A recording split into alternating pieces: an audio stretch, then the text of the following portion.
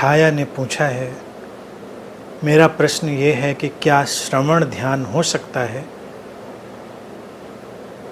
क्या इसे विधिवत ही किया जाना चाहिए? श्रवण ध्यान देखा जाए सबसे सहज, सबसे शक्तिशाली और सबसे रूपांतरणकारी ध्यान है, लेकिन इसके विधिवत करने का कोई मसला नहीं है। विधिवत क्या करेंगे? बस सुनना है, पूरी तरह सुनना है, पूरी तरह सुनने में डूबना है। क्या सुनना है ये नहीं, बस सुनना है।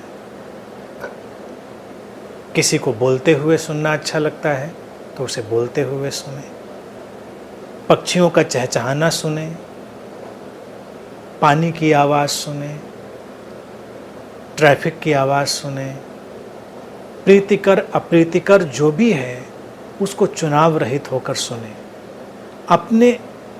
अपने सुनने में कोई भी चुनाव आरोपित ना करे तो वो ध्यान बन जाएगा। तीर्थंकर महावीर ने सुनने की बहुत महिमा बताई, इसीलिए उन्होंने अपने साधकों का नाम भी श्रावक दिया था। श्रावक और श्राविका, यानी कि जो सुनने वाले और सुनने वाली जो पुरुष और स्त्रियां थीं, उनके लिए उन्होंने कहा श्रावक श्राविका, साधक और साधिका का उनका ढंग। अब श्रवण या सुनने की कला जो है, इसको हमें विकसित करना पड़ता है। हम जितना शांत, जितना हम पूर्वाग्रह रहित होते हैं, जितना हम नॉन जजमेंटल होते हैं, उतना ही सुनना विकसित होता है। अभी तो क्या है, जैसे ही कोई कुछ सुनना प्रारंभ करता है तुरंत उसका एक चुनाव सामने आ जाता है। वो नहीं सुनता जो है, वो सुनने लगता है जो वो सुनना चाहता है। सारी चीज़ें इसीलिए गड्ढ-मड्ढ हो जाती हैं और वो जो श्रवण है वो ध्यान नहीं बन पाता। कभी भी सुने, किसी को भी सुने, बिल्कुल खाली होकर सुने, और उस खाली होकर सुनने में ही रूपांतरण घटेगा। अब जैसे अगर कोई मेडिटेटर है, कोई साधक है, वो सुनता है और उसने बहुत पढ़ रखा है, या वो किसी गुरु या किसी संप्रदाय या किसी विशेष पद्धति से जुड़ा रहा है, तो वो सुनते समय भी लगातार तुलना कर रहा होता, अच्छा ये वहाँ वैसा कहा गया था, इन्होंने ऐसा कहा, या इन्होंने वैसा ही कहा जैसा वहाँ कहा था, इन्होंने वैसा नहीं कहा जैसा वहाँ नहीं कहा गया था, ये वहाँ से कहा गया, ये ऐसा कहा गया। बहुत तरह के ऊहापोह, बहुत तरह की किंतु परंतु, बहुत तरह की जो अंदर धक्का मुक्की है वो चलने लगती है, तो सुनना नहीं घटता। सुनने को हम ऐसे सुने कि जैसे वो बस पहली बार सुना जा रहा है, बिल्कुल ताज़ा, फ्रेश। हम पंछियों की चहचहाहट सुनते, कभी हमको ये ख्याल नहीं आता कि ये तो मिलती जुलती है, ये तो कोयल ऐसे ही कल भी बोली थी, ये तो आज भी वैसे ही बोली। हमको क्या फ़र्क पड़ता है, कल वैसे बोली थी, आज वैसे ही बोल रही है। बस बोल रही है ना, और वो बोलना इतना जीवंत है, इतना ताजगी से भरा है, हमारे अंदर इतनी लयबद्धता लाने वाला है, वो ध्यान बन जाता है।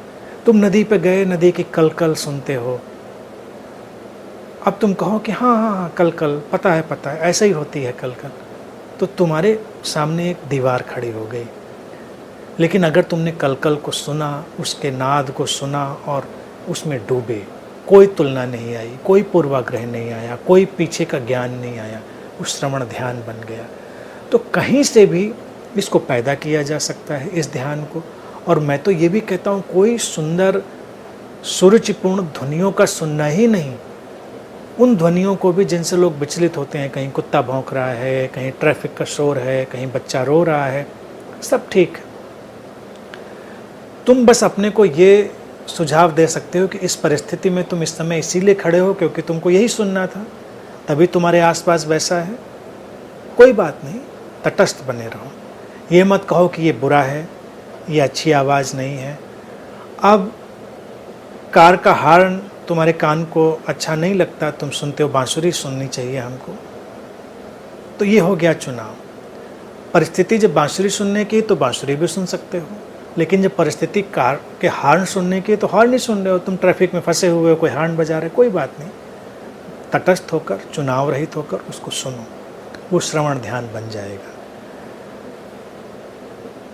इन सारी बातों को ध्यान रखना जरूरी है। विधिवत की जो बात पूछी है, किया जाना, तो विधिवत यही है कि विधियों को सारा, जितना भी जाल विधियों का हमारे भीतर, उनको हटा देना, क्योंकि विधियां हमको पूर्वाग्रह में ले जाएंगी।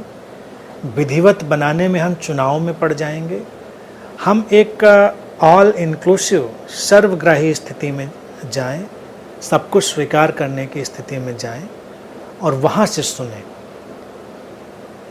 उस तरह से जब हम सुनेंगे तो हम कानों से ही नहीं सुनेंगे, हम अपनी पूरी चेतना से, पूरी बीइंग से सुनेंगे। कभी कभी जब सुनने की घटना बड़े व्यापक रूप में घटती है तो ऐसा लगता है जैसे हमारा रोम रोम कान बन गया, पूरा शरीर कान बन गया है, जैसे वो आवाज़ तुम्हारे पूरे होने में प्रवेश कर रही, तुम्हारी बीइंग में प्रवेश कर रही है। और वो ध्यान का गहरा क्षण है, वो ध्यान की गहरी अवस्था है। तो इस तरह से अपने सुनने पर काम करो और श्रवण ध्यान विकसित होगा। तुम्हें कुछ करना भी नहीं होगा, क्योंकि तुम लगातार सुन ही रहे हो कोई ना कोई ध्वनि। तुम मुझे भी सुन रहे हो, तब भी तुम उसका उपयोग कर सकते हो। तुम कुछ और सुन रहे हो, तब भी उसका उपयोग कर सकते हो। इस तरह से चलें इस पर।